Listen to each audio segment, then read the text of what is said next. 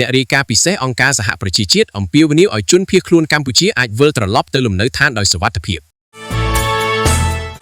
ភ្នំពេញអ្នករាយការណ៍ពិសេសរបស់អង្គការសហប្រជាជាតិស្ដីពីស្ថានភាពសិទ្ធិមនុស្សនៅកម្ពុជាលោក Tom Andrews បានអំពាវនាវឲ្យប្រជាពលរដ្ឋកម្ពុជាដែលត្រូវបានផ្លាស់ទីលំនៅដោយសារចំនួនប្រដាប់អាវុធនៅតាមព្រំដែនកម្ពុជាថៃអាចវិលត្រឡប់ទៅកាន់លំនៅឋានរបស់ខ្លួនវិញប្រកបដោយសុវត្ថិភាពសេចក្តីថ្លៃថ្នូរនិងដោយស្ម័គ្រចិត្តខណៈលោកជំរុញឲ្យមានការបន្តផ្ដល់ជំនួយមនុស្សធម៌និងការការពារជនស៊ីវិល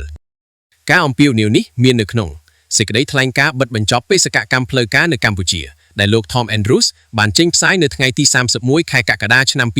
2026បន្ទាប់ពីបំពេញបេសកកម្មទស្សនកិច្ចនៅកម្ពុជាចាប់ពីថ្ងៃទី20ដល់ថ្ងៃទី31ខែកក្កដាឆ្នាំ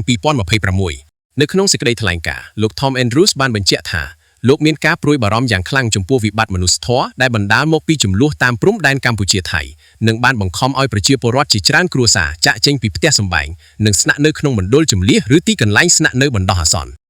យោងតាមសេចក្តីថ្លែងការណ៍ការការពារជនស៊ីវិលត្រូវតែជាអាទិភាពចម្បងខណៈគ្រួសារដែលបានផ្លាស់ទីលំនៅជាច្រើននៅតែប្រឈមនឹងភាពមិនប្រាកដប្រជាពាក់ព័ន្ធនឹងសុវត្ថិភាពជីវភាពរស់នៅការបាត់បង់លំនៅឋាននិងការទទួលបានសេវាសាធារណៈជាមូលដ្ឋាន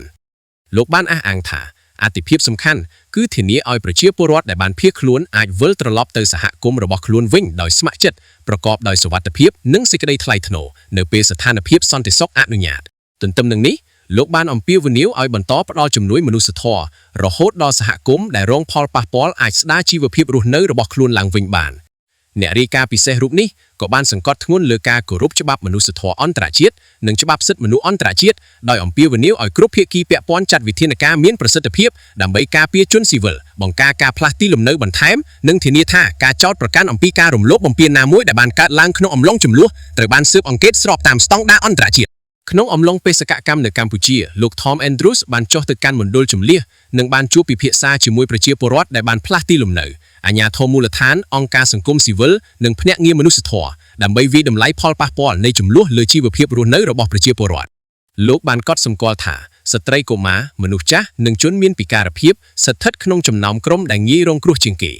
សេចក្តីថ្លែងការណ៍បានបញ្ជាក់ថាការស្ដារឡើងវិញមិនគួរឈប់ត្រឹមការផ្ដល់ជំនួយបន្ទាន់ប៉ុណ្ណោះទេប៉ុន្តែគួររួមបញ្ចូលការស្ដារលំនៅឋានហេដ្ឋារចនាសម្ព័ន្ធសាលារៀនមណ្ឌលសុខភាពនិងប្រភពចំណូលរបស់គ្រួសារកសិករដែលរងផលប៉ះពាល់ដោយសារជម្លោះលោក Tom Andrews ក៏បានអំពាវនាវឲ្យធានាថាជំនួយមនុស្សធម៌ត្រូវបានផ្ដល់ដល់ប្រជាពលរដ្ឋដែលរងផលប៉ះពាល់ទាំងអស់ដោយគ្មានការរើសអើងហើយប្រជាពលរដ្ឋដែលបានផ្លាស់ទីលំនៅត្រូវមានសិទ្ធិចូលរួមក្នុងការសម្រេចចិត្តដែលពាក់ព័ន្ធនឹងអនាគតរបស់ពួកគេពាក់ព័ន្ធនឹងការឈប់បាញ់គ្នាថ្មីៗនេះលោកបានមានប្រសាសន៍ថាវាជាឱកាសដ៏សំខាន់សម្រាប់កម្ពុជានិងថៃក្នុងការបន្តដោះស្រាយភាពខ្វែងគំនិតតាមរយៈការសន្ទនានិងការទូតដោយផ្អែកលើច្បាប់អន្តរជាតិនៅក្នុងសេចក្តីថ្លែងការណ៍បិទបញ្ចប់បេសកកម្មចេញផ្សាយនៅថ្ងៃទី31ខែកក្កដាឆ្នាំ2026លោកបានគូបញ្ជាក់ថាសន្តិភាពយូរអង្វែងមិនអាចសម្រេចបានត្រឹមការបញ្ចប់ការប្រយុទ្ធប៉ុណ្ណោះទេប៉ុន្តែទាមទារឲ្យមានការការពារសិទ្ធិមនុស្សការពង្រឹងនីតិរដ្ឋនិងការធានាឲ្យជនរងគ្រោះទទួលបានយុត្តិធម៌